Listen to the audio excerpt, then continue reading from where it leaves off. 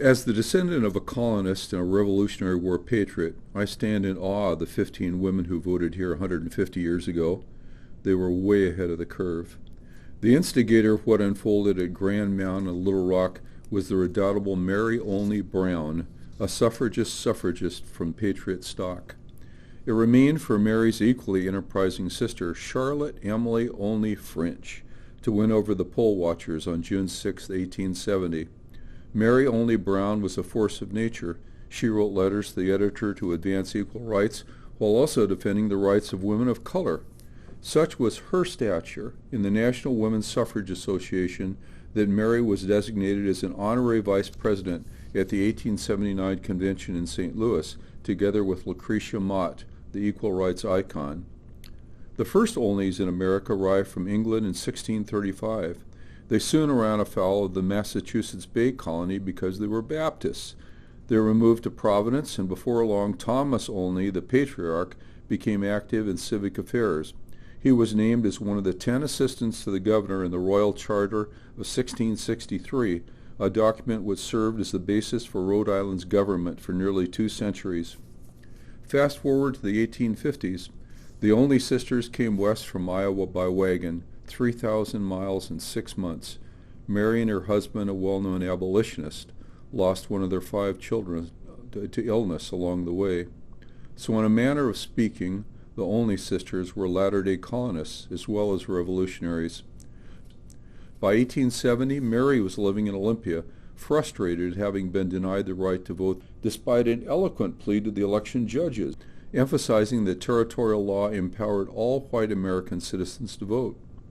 Moreover, the 14th Amendment of the Constitution, ratified in 1868, declared all persons born or naturalized in the United States and subject to the jurisdiction thereof are citizens of the United States.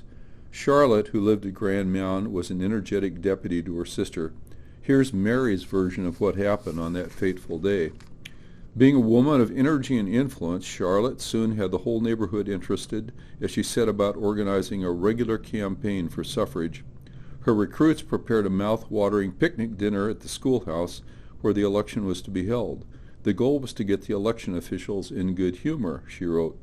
My sister, being a good talker and well-informed in all the constitutional, judicial, and social phases of the question, as well as a good judge of human nature, was able to meet and parry every objection and give information where needed. When the voting was resumed, the women, my sister being the first, handed in their ballots. One lady, Mrs. Sargent, 72 years old, said she thanked the Lord that he had let her live until she could vote. She had often prayed to see the day, and now she was proud to cast her first ballot. The clincher in this already great story is the man, a noble suffragette, one might say, who was standing by to carry the news to Little Rock if the women at Grand Mound had succeeded in voting. They had, so off he galloped.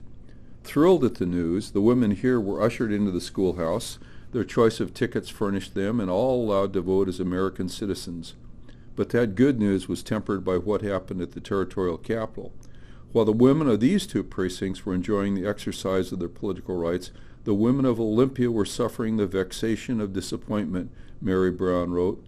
In fits and starts, small victories, and bitter defeats, it would take another 40 years of persistent resilience before Washington women finally secured equal voting rights, most of them at least. The suffragist victory here in 1910 reignited the national movement, and Washington women were at the forefront of the final push for ratification of the 19th Amendment 100 years ago. In this historic, extraordinarily challenging election year, we should well remember what happened here in this little place with big consequences in 1870 as we cast our own ballots. It's a right, a privilege, and a responsibility rolled into one. Thank you. Thank you, Mr. Hughes, for your fascinating presentation.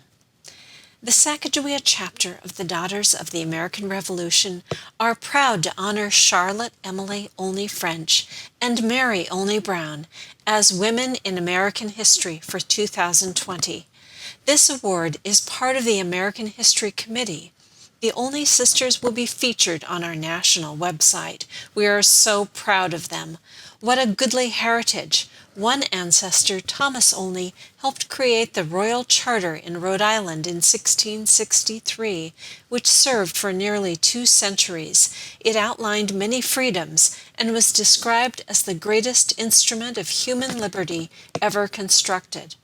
Their grandfather, Colonel Stephen Olney, fought in the American Revolution and saved the life of future President James Monroe. Their father, William, was a dedicated abolitionist.